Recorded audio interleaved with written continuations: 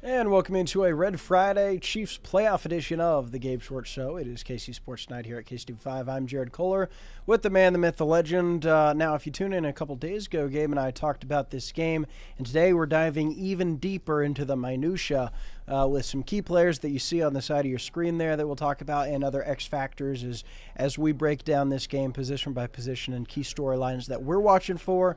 That maybe Chiefs fans should watch for.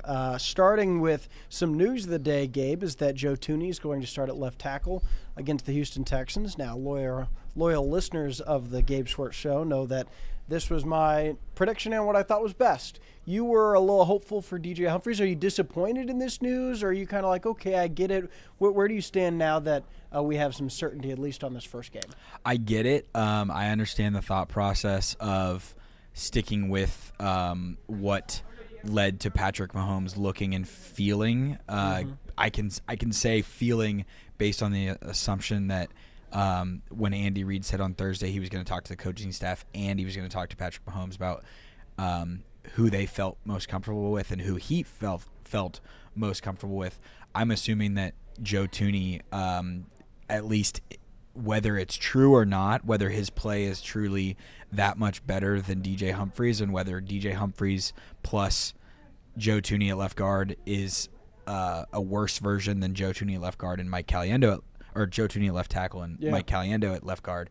I don't know if that's the case, but if it makes Patrick Mahomes feel better, that is certainly a valuable piece of the equation, and thus I can understand the decision, even if I think that the highest ceiling, in my opinion, is you go with Humphries. You solidify the interior of the offensive line so that you can run the ball more effectively, and you go from there. But I get where they're at. You had me until there. I don't think the priority should be solidify the interior offensive line so you can run the ball. I think the priority should be solidify Patrick Mahomes' blind side so you can pass the ball, because you're going to have to pass the ball to beat the Bills or Ravens and probably the Texans. I want my elite players playing where they are elite rather than where they are. But it doesn't matter how elite Joe Thuney is if the left tackle is getting schooled, like very well could have been the case if he wasn't out there. I mean, it's the type of thing where in Super Bowl 55, when the offensive line fell apart, on any given play, one offensive lineman might have done a great job. But if there's one leaky part, I mean, that's the thing about, team sports, is that you need all this. This is more so true defensively. I think the analytics, Gabe, will say it's more important to have no weak links amongst 11 players rather than like having 7 stars but then 4 Jags, because good teams can find the Jags. Yeah. I think the same approach goes on the offensive line. And yes, is Mike Caliendo a risky left guard pick making his playoff debut tomorrow? Yes. But I'd rather have that risk at left guard than left tackle. I respectfully disagree. And Andy Reid says, Jared, you're right, and Gabe, you're wrong. Sure. I mean, but Gabe, do you give credence to the fact that, like, they've seen DJ Humphries practice, and if they genuinely thought that he was what they wanted him to be and what they signed him to be, that he would start? I mean, probably. That's where I'm like, I'll just defer to the 3-time Super Bowl head coach. Because he came in and started before Thuney, so he was playing. Well, he wasn't. Kingsley Shomati was playing A, then Wanya Morris, then DJ Humphries, but like, I think had that been reversed, had they tried Thuney and then gone back to Humphries, but like, they clearly wanted it to work. But I think this is them telling us that, no, what we saw in practice wasn't good enough. That's fair. I think that it's interesting because the Texans game that they played in the regular season and the Steelers game that they played on Christmas Day are 2 of the fastest games in Mahomes' history in terms of getting the ball out. Yeah. I don't know how sustainable that is in the playoffs, and if that was because of the game plan of the defense of Joe Thuney, or just happened that way. Like, I think if we see that, but also with this offense, I don't know if that's the worst idea there, because keep in mind, Gabe, the right tackle is not that great either. I don't. Juwan Taylor's good when he doesn't commit penalties, but yeah. Yes, right. He's not as bad as some of the left tackle, but I think he's an average, tackle. I think I think Jawan Taylor's above average. Okay. At I right think tackle. he can be at time, but like it's not like you don't have to worry about him at all. Like I think he gets beaten, so that's where just as an overall principle to say, hey, let's get the ball out quicker. I'm okay with that, especially now with Hollywood Brown back. But either way, the other news of the day is that Jalen Watson activated off injured reserve. This was kind of expected. Now we don't know what kind of role he'll play, how many snaps he'll play. But I think at least getting him back in the fold is an absolute big win because this is a thin secondary, especially a thin cornerback room. And I don't think he's – listen, it's an obvious downgrade from like where the Chiefs were last year with L'Jarius Sneed, but I think he's an upgrade over Joshua Williams, and I think he's an upgrade over Najee Johnson. And you take every minuscule win because, Gabe, in the secondary, all it takes is getting beat once. If the quarterback connects with the receiver, you're toast. Like you can play – 20 great snaps in a row, but it's that one snap that'll get you. And I think the margin for error increases with Watson out there. Absolutely. I mean, he's been a critical piece even in the playoffs when he was a rookie and intercepted. Played great against Trevor Lawrence. Played really solid. I think he had a pick against the Bengals as well that year. Was it pick or a deflect? It was like in the.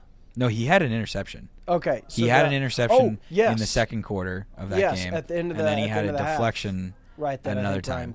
So, yeah, he's been impressive. The advanced numbers on the Chiefs' defense show pretty solid splits of when Jalen Watson played weeks 1 through 7. Mm-hmm. And I think the week after counts toward it based on what Aaron Schatz of Football Network, and he created DVOA, which is defense adjusted value over average or expected. Mm-hmm. The Chiefs' defense was number 1 in the league when Jalen Watson played. When they lost him, and as they were kind of finding their footing, and they were putting more of a burden on Najee Johnson and figuring out whether they wanted to play Josh Williams or Chris Roland Wallace, all that kind of stuff, they dropped to 24th, and that was weeks 9 through 13. Just for reference, Jalen Watson got injured in San Francisco late October, so it's been a while. Yeah, so there was a stretch of the season where they were a below-average defense in the middle. Then they kind of figured things out, but it also coincided with Amenahue coming back. So to have the defense be figuring things out late in the season and to get him back is huge. Just allows them to do more of what they really, really want to do on the back end with Spags kind of cooking stuff up. Oh, I love when Spags cooks. Also when Mama Spags cooks. Great spaghetti and meatballs. Is there an injury on the defensive side? Like with Watson, let's say he's 100% by the next round. I'm trying to think of a – I mean, they're pretty healthy. Shamari Connor exited the Denver game with a shoulder.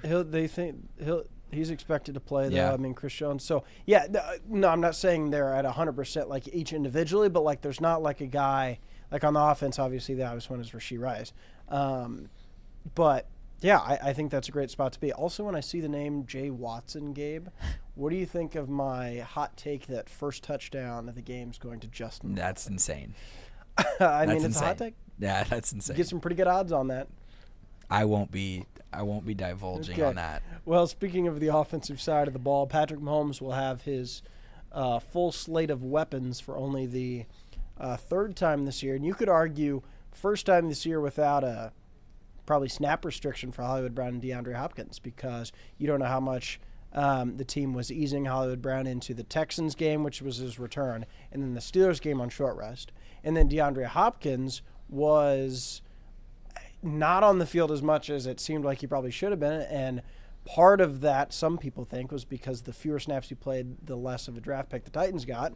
And it worked out, so the Chiefs only end up sending a 5th-round draft pick to Tennessee, whereas if he played more snaps, they would have sent a 4th round. Maybe that was just them easing into the offense. Also today, Mike Borgonzi announced as general manager of the Tennessee Titans. He was assistant GM for the Chiefs for the last 4 years and in the organization for the last 16. So we'll see if the Tennessee Chiefs connection continues to work after the L'Jarius Sneed move and DeAndre Hopkins. But nonetheless, I think Hopkins could play more. Hollywood Brown could play more. Xavier Worthy has really found his stride of late. Noah Gray has emerged as a red zone offense. You have arrested Travis Kelce. So when we think about our expectation for Patrick Mahomes, Gabe, they're pretty high, I think. Yeah, I mean, he's very close in setting several records. If he wins tomorrow he ties Joe Montana Look for at that second reference. most playoff wins in NFL right history at the as a screen. quarterback. That appeared as Gabe said that. There you go. It would be 1 year shy of the NFL record for most consecutive AFC or conference championship game appearances, because the Patriots played in 8 straight in the 2010s in that run. And Mahomes is, I think he's 4 passing touchdowns away from tying for second all time in quarterbacks. So he's doing all these records, and he's put together this resume while winning a bunch as well, because he's nearing the point of Drew Brees type stats, Aaron Rodgers type stats for their careers. He's played 18 playoff games. Aaron Rodgers has played 22, and I don't foresee Aaron Rodgers playing a 23rd. And I think Rodgers is one of those guys that he can get to. So what I'm essentially saying is I think that we're going to see this playoffs Mahomes continue to move himself up the record book. You're saying he's good in the playoffs. And, Dynamite inside. And he's going to lock in. I also think that the Chiefs, yes, there you go. I'm really breaking the mold with this. I had a hot take that Justin Watson would catch the first touchdown, and you're coming at I'll say saying, Hollywood Brown scores first tomorrow. Not a hot take. You don't think that? I mean, he hasn't scored yet this year. Well, because he's played 33 snaps all year. So that would be okay. That would be a little surprising. My friend said Kareem Hunt, which I thought was interesting. Kareem Hunt has scored in every playoff game he's ever played in. Yeah, and there's a history of the Chiefs and Patrick Mahomes throwing touchdowns to running backs, because Damian Williams is one of the most prolific pass catchers in postseason history. He has the 14th most playoff touchdown catches in NFL history. Damian Williams. Yeah. Incredible. Yeah. And Mahomes, in that regard, if he has one more rushing touchdown, he would tie the all-time franchise postseason rushing touchdown record. He is currently the all-time postseason leading rusher in franchise history. But Isaiah Pacheco is very close to passing him. So I think that's the thing of like adding to Mahomes, and you've talked about all of the different pass catchers that he has available and healthy and clicking on things.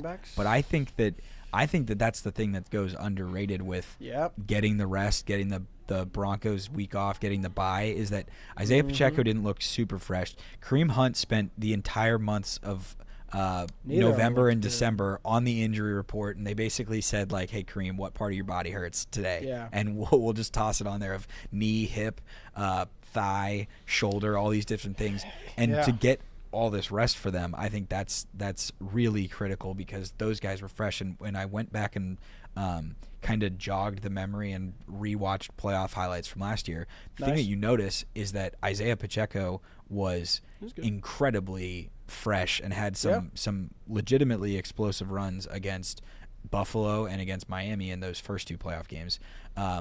He was effective against Baltimore and he had a huge run against Jacksonville 2 years ago. So and the Super Bowl did okay. I think you're right, and that's where perhaps I'm judging your take on, hey, solidify the interior offensive line before the tackles and run the ball.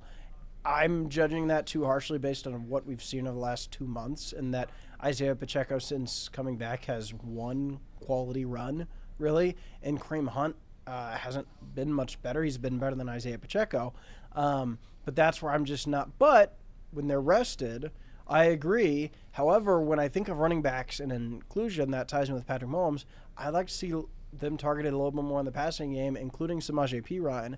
Like, I think that could be an area to exploit. Now with the healthy wide receivers, then you may get a linebacker, on a running back, and you take that matchup, and I hope Mahomes will be able to take what's there, instead of trying to force the deep shot when that comes. And with that, Gabe, also comes Travis Kelce, because I think now with all these options, you – in some ways, would not blame Patrick Mahomes for trying to force the ball to Travis Kelce. It's what he's done in the past postseasons, and it's worked incredible. But I don't know if that should be the case this time. I think you view Kelce as a complementary piece on the same level as your other pass catchers. I don't know if this is going to be another 10-catch game for Travis Kelce, and that's not because he's old. That's just because I think he's a little bit more on the same level as some other guys, and the more you can spread it out, the more you keep the defense on their toes. I just don't know how much they'll need, like, the playoff Travis Kelce of old to show up. I do think that it's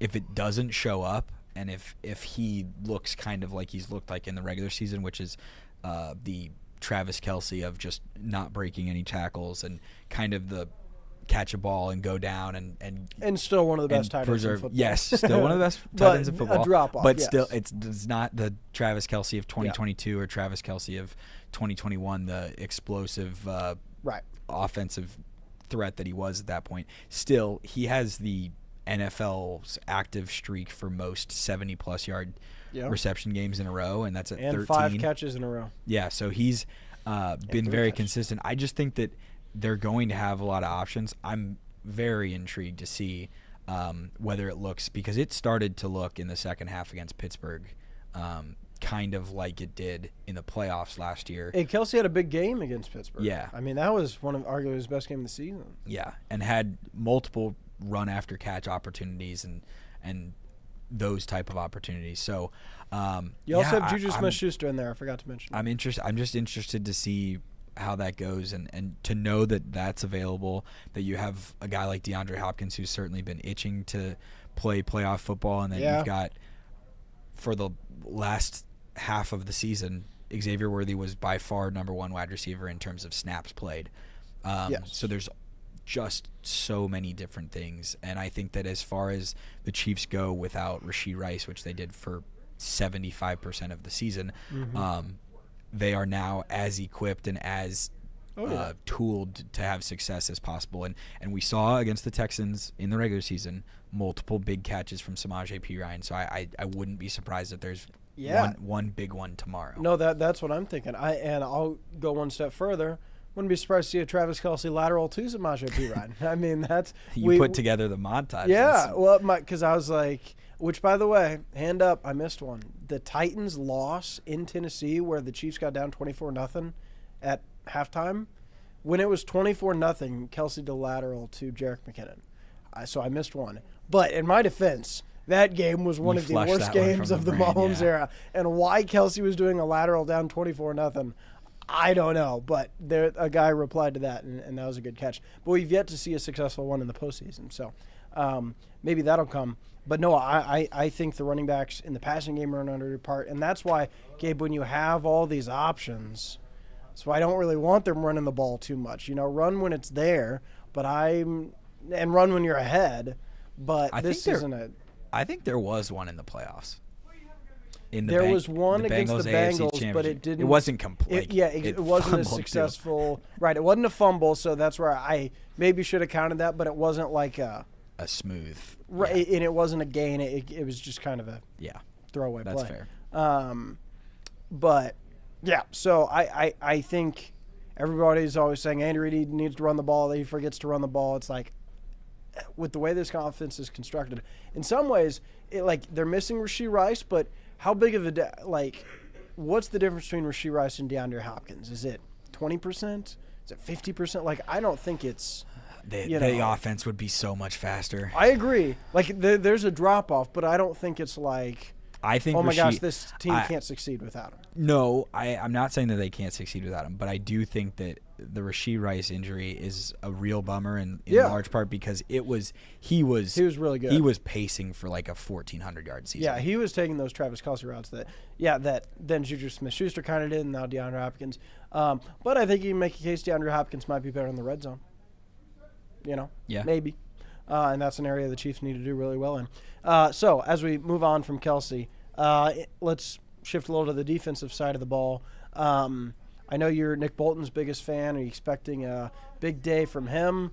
Are you expecting outside of Jalen Watson? Do you think Trent McDuffie gets his first postseason interception? Do you expect Chris Jones to start racking up some more postseason sacks than maybe he has in the past year? I think that the most likely chances for an interception is very similar to the first Texans game of the season, and it's Jaden tips Hicks and overthrows, and it's probably more likely that it would be Brian Cook, Jaden Hicks, or Justin Reed. Justin Reed doesn't have a whole lot of interceptions. Yeah, but who knows? So I would right. I would lean that direction. I would say, to your point about your boy Nick Bolton, I think he's going to have a huge game because the Texans are really, really poor at running the football. And in specific, they are very light in terms of what they have as far as tight ends available to them. Yeah. And I think that they're going to attempt to foolishly run the football on early downs, and I think they will get themselves behind the chains because what have the Texans shown themselves to do a lot this year? Run, third and long. It's what hope they want that Stroud to do. and Nico Collins do things. Yeah, but but do you think the game script will allow for that? Because the way I'm thinking the offense might play. Did the game script allow for it in Buffalo on Sunday when the Broncos were down 2 scores and going run, 3rd and 8 pass? I'm just saying that NFL offensive coordinators are not always if are that not always the happens, I genius feel great. that Andy Reid can be. Because So. I think C.J. Stroud can play really well at times, and I think their path to winning is through passing the ball, or at least a balanced attack. You think their path to winning? I is struggle running to the see ball? their path. No. For the record, I think it would be foolish. Right. But okay. I'm just saying that the Texans have shown themselves to be a team that likes to run the ball, despite the fact that they're poor at running the ball. Yeah. And thus, I think Nick Bolton will have a lot of tackles on a hobbled Joe Mixon. Maybe I'm giving him too much credit because that's a factor as well. How healthy is Joe Mixon? Does that make him pass more? I think if the Chiefs get up 2 scores early, are they going to keep just pounding the run? I would assume not, but yeah, if they do, then good for Nick Bolton. But if they are passing, listen, this defensive line has to get home to give some confidence heading into the next round. With that Chris Jones, Charles Omenihu looked good in his short time as a postseason player last year and also here. George Karlaftis hasn't had the year that I thought he would, but he still has the potential. And the Spags cooking up a blitz. I'm not going to rule that out. I think it's not one where they have to get home as much this week as they will against either Josh Allen or Lamar Jackson. But I think that'll go a long way in confidence if they can wreak havoc, kind of like they did the last week or two. I think my bold prediction to meet your Justin Watson expectation is I'm going to say that the Chiefs get 4 sacks tomorrow. Okay. Do you know what they're averaging? They're averaging less than that. Okay. Yeah, by a decent amount. Yeah, I think that's if you told me to pick the over-under, that's what I'd put around 4 because I think they're going to have to pass the ball and be in obvious passing situations. If you think 4 is low, I'll go with 5. I think it's a sack party. Yeah, that'd be great. I don't know. Yeah. It could happen. It's truly going to be because they're going to be Collins. healthy and rested. Chris Jones is going to fly out of a cannon. At least he should. You go back and watch Chris Jones against the Ravens, Gabe. He was amazing that game, and I don't think it's a coincidence. He was really rested. Now the Ravens' offensive line wasn't that great that game, but he was wrecking havoc left and right. So I think the timeoff really helped him. But that's the whole thing about the Texans is they run a lot on early downs. They get themselves behind the chains, and they don't have a good offensive line aside from Laramie Tunsil. And because of that, a large reason for why C.J. Stroud has been below average or below what people expected of him is because he's been under duress so much this season. I think the Chiefs can take advantage of that. Whether that's blitzing or getting home, it'll be a good test ahead of the next test if the Chiefs win. Gabe, prediction time. Ravens, Bills, you've heard the talk. You've had time to think about this, which is pretty much a pick'em game. I don't think any outcome would surprise us, right? But is there one that you're you know what? I'm going to put my name by this? I'm going to pick the Bills. Okay. I have wavered on this all week long. Earlier in the week, you were saying it's a better matchup for Baltimore. It's definitely a better matchup for Baltimore, but I do think that home field advantage matters. I think it's insane.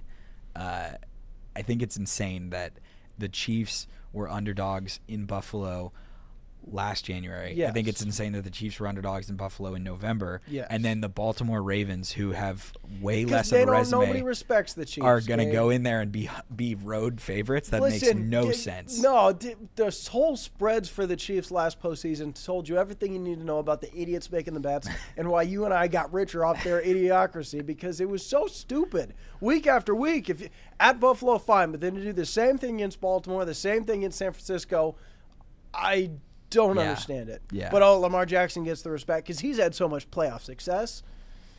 Neither has Josh Allen, for the record. Has one career divisional round win. One.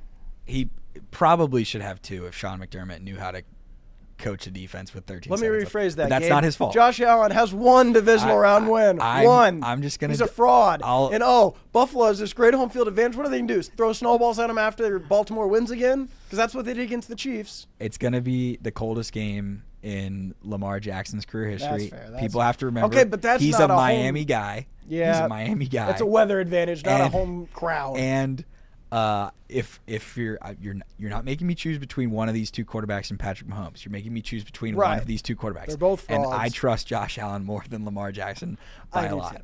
And I I do won't too. call anyone a fraud that's involved. You can They're a do playoff. They are playoff fraud. Incredible regular season quarterbacks. that. Lamar is a playoff fraud. Yeah, that's fair. Josh Allen is a playoff fraud. No, he's not. He's a playoff fraud. No, he's not. He is. No, he's not. Nice guy, though. Shout out Haley Steinfeld. I'm a big Haley Steinfeld fan. So on that note, I got to talk on TV somehow in a couple minutes. So thanks for watching. Go Chiefs. Hopefully we're talking about a victory Monday here coming up, a victory Sunday.